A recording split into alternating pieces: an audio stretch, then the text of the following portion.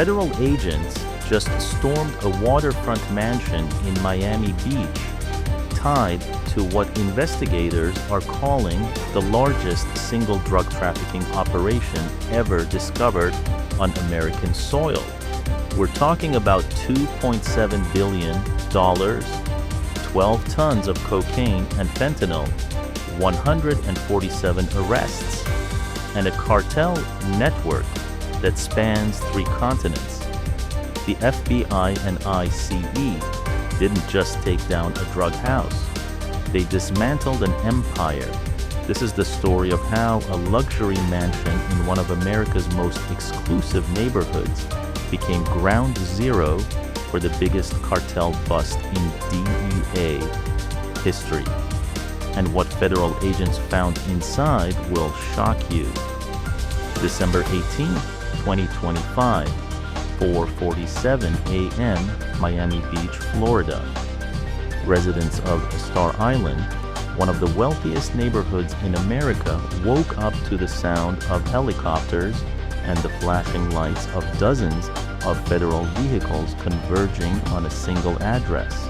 32 Ocean Drive, a 9-bedroom waterfront mansion worth $14 million, with a private dock, infinity pool, and panoramic views of Biscayne Bay. But this wasn't a celebrity home. It was the American headquarters of the Sinaloa Cartel's distribution network, and federal agents had been watching it for 11 months. The operation was massive. Over 200 federal agents from the FBI, ICE, DEA, and ATF, tactical units, K-9 teams, forensic accountants, all descending on this one location at the exact same moment. Raids were happening in Los Angeles, Houston, Phoenix, and New York.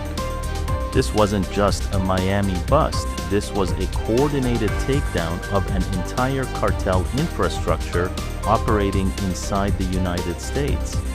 And it all started with a traffic stop in Hialeah 6 months earlier. In June 2025, a Miami-Dade police officer pulled over a white panel van for a broken taillight on Northwest 103rd Street. The driver seemed nervous, too nervous for a simple traffic violation. The officer asked for consent to search the vehicle. The driver refused, but a K-9 unit happened to be nearby. The dog alerted to the presence of narcotics. Inside the van, officers found 42 kilograms of cocaine hidden in custom compartments built into the floor panels. Street value, approximately $2 million. The driver, a 34-year-old Colombian national named Ricardo Valdez, was arrested on the spot. And that's when things got interesting. Valdez had been in the United States illegally for 7 years. He had no criminal record, no gang tattoos, no prior arrests. He looked like a regular working guy trying to make a living. But federal investigators suspected he wasn't just a mule.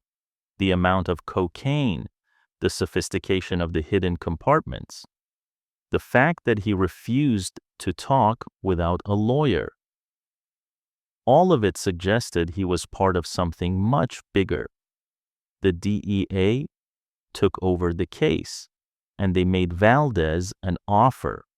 Cooperate fully, tell us who you work for, and we'll recommend a reduced sentence. Refuse, and you're looking at 25 years in federal prison for drug trafficking. Valdez made a calculation. He decided his freedom was worth more than his loyalty to the cartel, and what he told investigators over the next 3 months led federal agents directly to that mansion on Star Island. Valdez explained how the operation worked. The Sinaloa Cartel had established a sophisticated distribution network in South Florida, using a legitimate business as a front. The mansion on Star Island wasn't owned by a cartel member. It was owned by a shell company called Coastal Properties International, which appeared to be a luxury real estate investment firm based in Panama. But Coastal Properties was a complete fabrication. The company existed only on paper. Its sole purpose was to launder cartel money and provide a base of operations that looked legitimate to neighbors and law enforcement. The mansion was purchased in 2021 for $13.2 million in cash. No mortgage, no loan, just a wire transfer from a bank in Panama City that federal investigators would later trace back to cartel accounts. Once the cartel controlled the property, they used it as a hub. Cocaine and fentanyl would arrive in Miami via cargo ships that docked at the port of Miami. The drugs were hidden in shipping containers labeled as agricultural products, construction materials, or electronics. From the port, the drugs were transported to the mansion, where they were repackaged, cut with additives to increase volume and profit, and then distributed to networks across the East Coast. The mansion had everything the cartel needed: privacy, security, a location that didn't attract suspicion because it was surrounded by other multi-million-dollar homes owned by celebrities, athletes, and executives. Who would suspect that a $14 million waterfront mansion was a cartel stash house? Federal investigators wouldn't have known either if Valdez hadn't given them the address. The DEA didn't move immediately. They spent 3 months building a case: surveillance, wiretaps, financial records, tracking shipments, following vehicles, identifying every person who entered and left that mansion. What they discovered was staggering. The mansion wasn't just a stash house. It was the command center for a network that moved an estimated $2.7 billion in drugs annually. Federal agents identified 147 individuals connected to the operation: distributors, enforcers, money launderers, logistics coordinators, corrupt officials who helped shipments clear customs, all of them working for the Sinaloa Cartel. The DEA also discovered that millions of dollars in cash were being stored inside the mansion at any given time. Money from drug sales across the country was funneled back to Miami, stored temporarily at the mansion, and then laundered through businesses, casinos, and offshore accounts.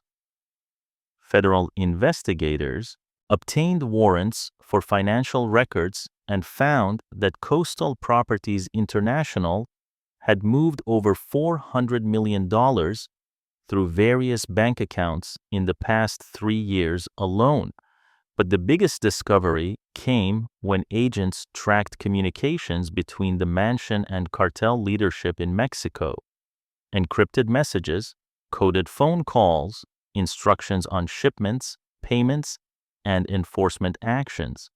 The mansion wasn't just a distribution hub. It was directly connected to the highest levels of the Sinaloa Cartel. By December 2025, federal prosecutors had enough evidence to secure warrants, not just for the mansion, but for coordinated raids across 5 cities targeting the entire network simultaneously. The operation was codenamed Thunder Strike, and it would be the largest coordinated cartel takedown in DEA history. December 18th, 2025, 4:30 a.m. FBI tactical teams took positions around the mansion. ICE agents secured the perimeter. DEA units prepared to breach. Coast guard boats blocked the private dock to prevent anyone from escaping by water. At exactly 4:47 a.m., federal agents executed the warrant. Battering rams smashed through the front door. Tactical units flooded the mansion.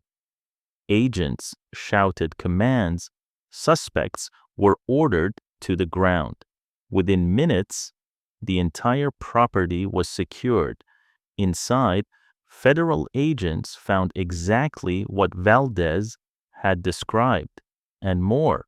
The mansion had been converted into a full-scale drug processing facility.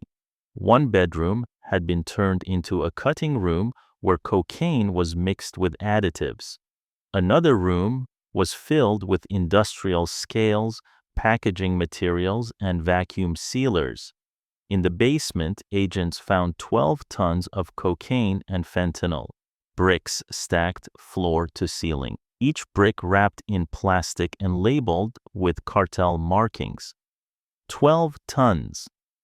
That's 24,000 pounds of narcotics, enough to supply the entire East Coast for months. The street value of the seized drugs is estimated at over $2 billion. But that's not all. In a hidden room behind a bookshelf, agents found $38 million in cash.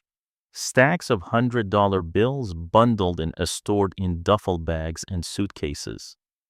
They also found weapons, assault rifles, handguns, grenades, body armor, the kind of firepower you'd expect from a military unit, not a residential property.